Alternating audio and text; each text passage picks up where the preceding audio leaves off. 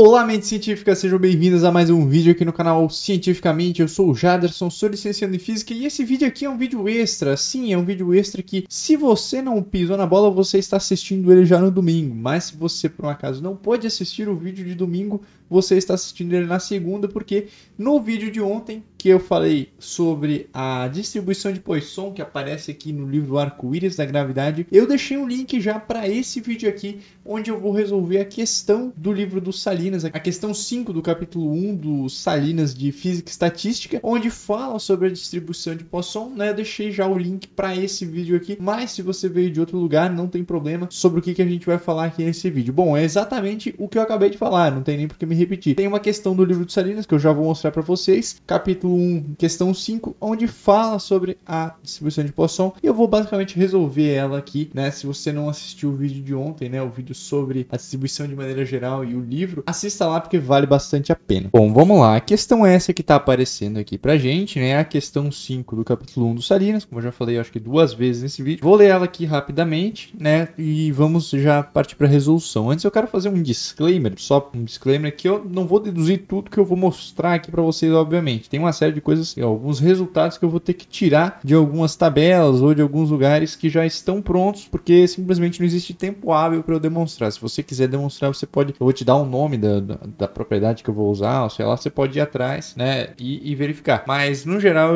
é um vídeo que vai testar bastante o seu momento de fé, mas o procedimento geral para encontrar a resolução dessa questão aqui, ele vai ser apresentado. Então vamos lá. A questão diz que a probabilidade de um evento caracterizado por probabilidade P ocorrer n vezes de um total de n tentativas é dada pela distribuição binomial. Então, ele nos apresenta aqui uma forma da distribuição binomial e pede para a gente considerar a situação em que P seja pequeno, ou seja, P seja muito menor do que 1 e que, portanto, esse W de n, ou seja, a distribuição binomial, seja apreciavelmente diferente de zero apenas para n, muito menor do que o número de eventos, de tentativas, né? Isso a gente conseguiu ver bem no vídeo de ontem, né? No vídeo anterior a esse aqui, falando mais especificamente sobre a distribuição de Poisson.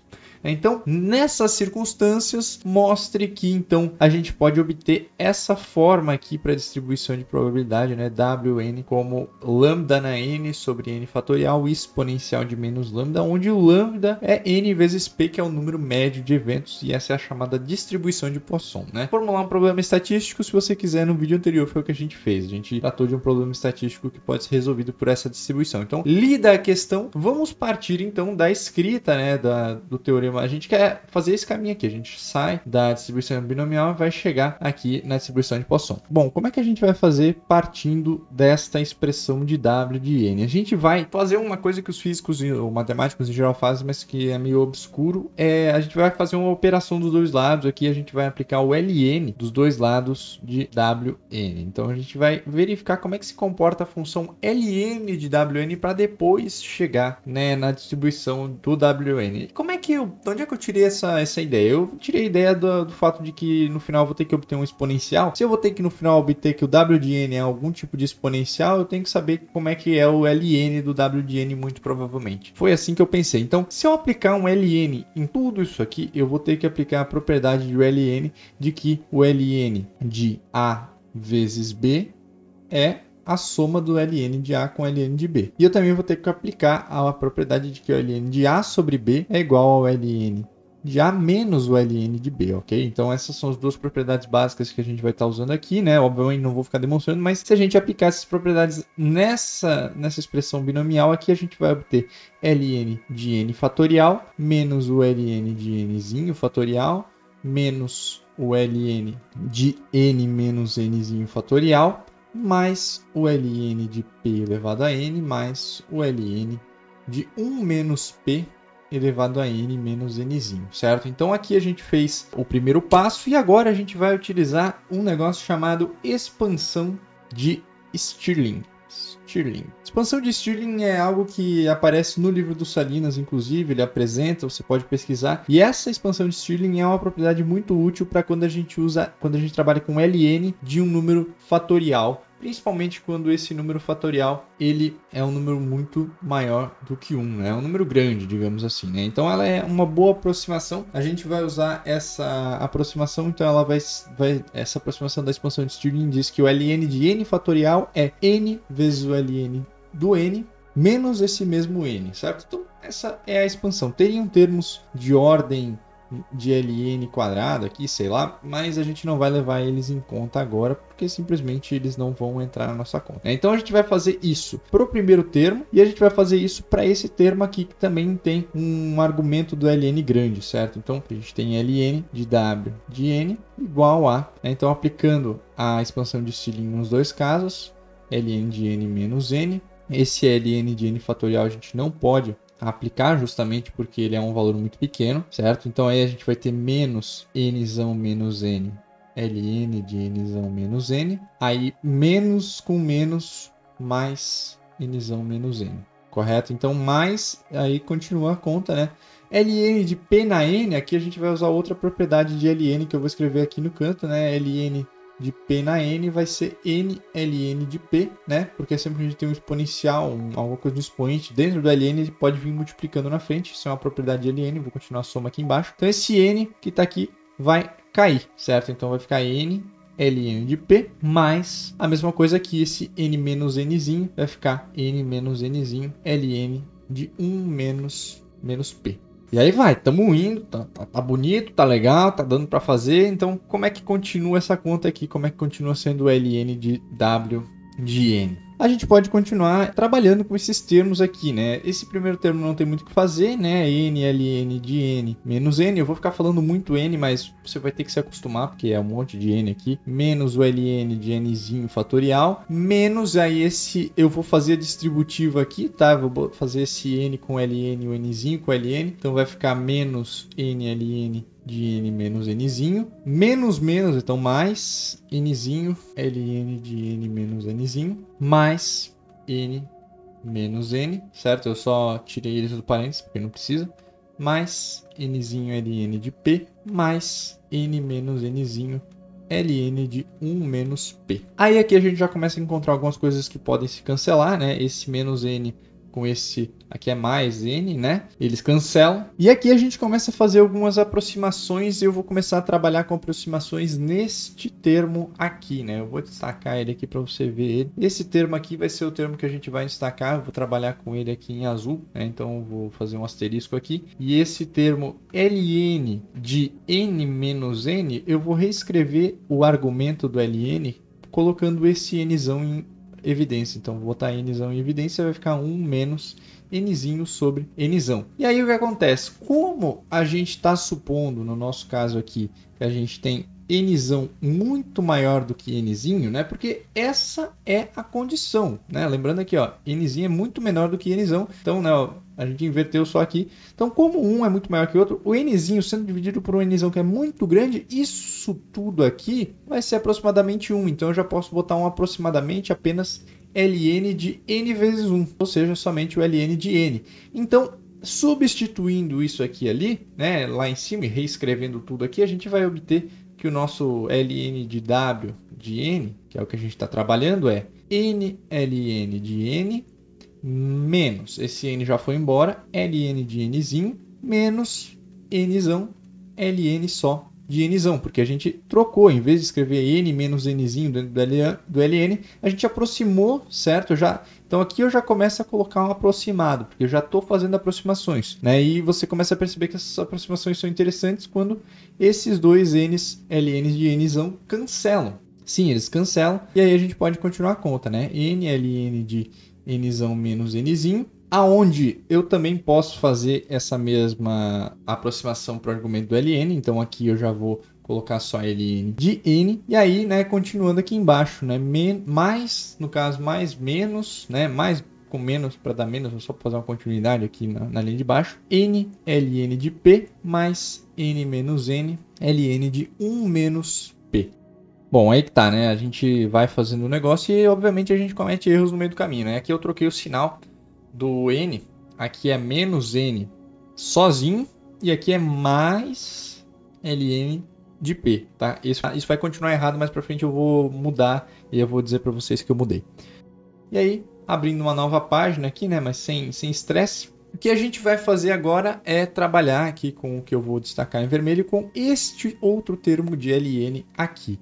Este termo de ln, ln de 1 menos p, eu vou usar uma expansão em série de Taylor. É uma série, é uma propriedade matemática. Se você não conhece, eu não vou acabar conseguindo explicar para você, mas é uma aproximação que nós fazemos matematicamente que funciona. Essa função ln de 1 menos p pode ser escrita como uma soma de potências. Qual é essa soma de potências? Essa soma é menos p mais p ao quadrado sobre 2 menos p ao cubo sobre 3 mais uma série aí que se estende infinitamente, né? E o que a gente vai fazer aqui é que, como a gente está considerando que P é muito menor do que 1, os termos de ordem 2, de ordem 3, ou seja, P ao quadrado, P ao cubo, se P é muito pequeno, elevar um número muito pequeno ao quadrado ou ao cubo, faz com que ele se torne mais pequeno ainda. Então a gente vai desconsiderar os termos de ordem acima da ordem 2. Então a gente vai escrever simplesmente o ln de 1 menos P como simplesmente menos P. E isso é um passo absurdo, parece de onde é que tirou isso, mas sim, faz sentido, matematicamente é uma aproximação válida. Lembrando, né? Então a gente vai manter aqui o termo de aproximado, tá? Então a gente está trabalhando com aproximação, então continuamos trabalhando com aproximação. Então o que a gente vai fazer? A gente vai substituir simplesmente esse ln de 1 menos P por menos P. Então eu vou reescrever aqui, vai aparecer tudo magicamente pela edição e depois eu só faço essa troca aqui para vocês verem. E aí, né? E aí aqui é onde chega a hora de fazer a troca, né? Onde a gente escreve n menos nzinho vezes ln de 1 menos p, a gente troca esse ln todo por menos p.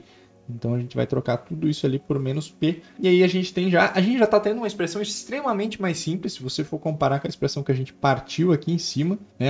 Quando a gente tirou o ln, fez todas essas contas, a gente já está com uma expressão infinitamente mais simples, com muitas aproximações. Então aqui eu coloquei igual, é um aproximado. E aí aqui é onde a gente vai fazer um dos últimos passos, né, com o nosso ln de w de n, que é aproximadamente. O que eu vou fazer aqui? Eu vou recolocar esse n que está na frente no expoente dos ln's aqui. Então eu vou escrever ln. Então aqui eu estou mudando aqui essa é a hora que eu percebi que eu fiz errado o negócio. Então a partir de agora vamos escrever certo.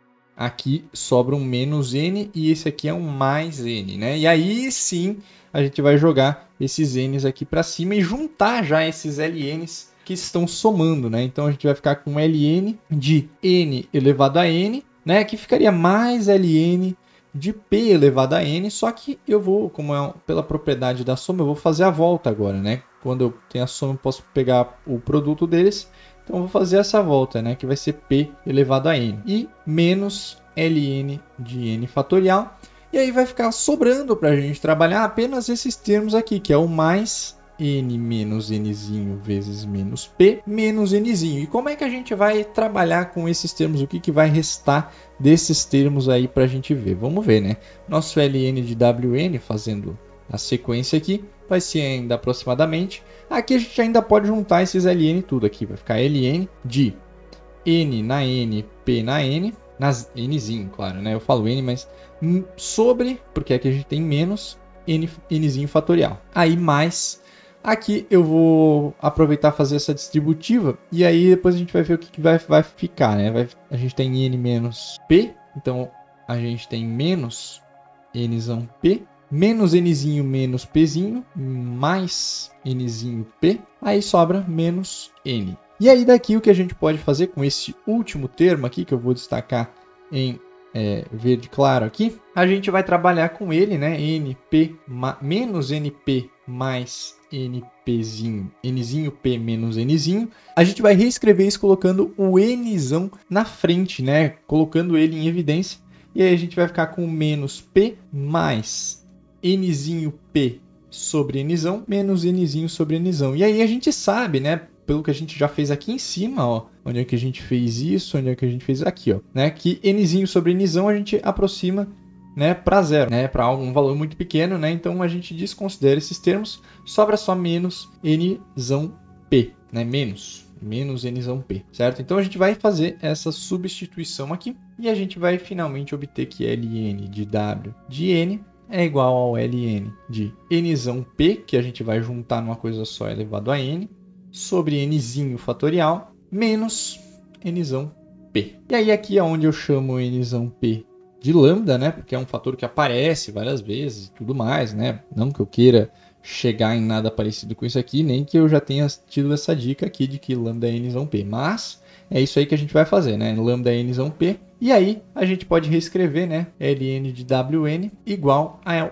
Ln de lambda na n sobre n fatorial menos lambda. E aí aqui o que nos resta, né, é obter a expressão para Wn, né? Então se a gente tem o Ln de alguma coisa, a gente tem que tirar a função inversa deste Ln, que é justamente a exponencial do Ln de W de n. Ok? Isso aqui eu espero que não seja um grande problema, né? Quando a gente tira a exponencial do Ln, que nem fazer vezes e dividido o mesmo número. Dividir em cima e embaixo pelo mesmo número significa não fazer nada, a gente basicamente cancela esses exponencial com a Ln, cai o Wn aqui, fica só W de n, que é igual, então, né? Como a gente aplicou o exponencial de um lado, a gente aplica o exponencial do outro, é o exponencial do Ln de lambda na n sobre n fatorial menos lambda, né? E aí aqui a gente tem uma outra propriedade de exponencial. Quando a gente tem alguma coisa no expoente de a mais b, isso aqui é a expoente, né, exponencial de a vezes a exponencial de b. Então é o que a gente vai fazer aqui, né? Como a gente tem a exponencial do Ln menos a exponencial de lambda, a gente vai escrever o nosso W de n como sendo a exponencial do Ln é simplesmente o próprio argumento do Ln. Então lambda na n sobre n fatorial vezes a exponencial do segundo termo, que é menos lambda. Então exponencial de menos lambda. E aqui nós obtivemos finalmente, com muito esforço, com muita conta, a nossa expressão bonitinha para a distribuição de Poisson. Que bonito, que legal, olha só, né, eu cometi um errinho aqui no meio, né, mas consegui consertar, espero que não tenha deixado vocês em dúvida, né, foi só uma questão que eu esqueci de passar um número para baixo aqui, de copiar ele, e acabei trocando o sinal do outro, mas eu acho que eu consegui consertar na edição. Se eu não conseguir, você pode pedir qual foi o passo que eu errei aqui, não foi nada demais, né, e essas foram as considerações que eu fiz para chegar aqui, né? E a gente consegue chegar nessa expressão bonitinha. Se você quiser saber mais sobre essa expressão de distribuição de Poisson, veja o vídeo anterior se você não viu ainda. Então, minhas mentes científicas, era esse o vídeo que eu queria trazer para vocês, um vídeo extra aqui na semana, que deu bastante trabalho para trazer vídeo extra aqui, mas eu espero que vocês tenham gostado, né? Tenham entendido. Se você não entendeu, como eu já disse, pode deixar comentários. Se você chegou agora no canal, está conhecendo o canal por esse vídeo, não se esqueça de se inscrever, de ativar as notificações aí. E eu espero ver vocês aí nos próximos vídeos que eu vou estar lançando. Esse ano a gente ainda deve estar lançando mais 1 ou 2 vídeos, não sei. Mas é isso aí. Muito obrigado por assistir até aqui. Até mais e valeu!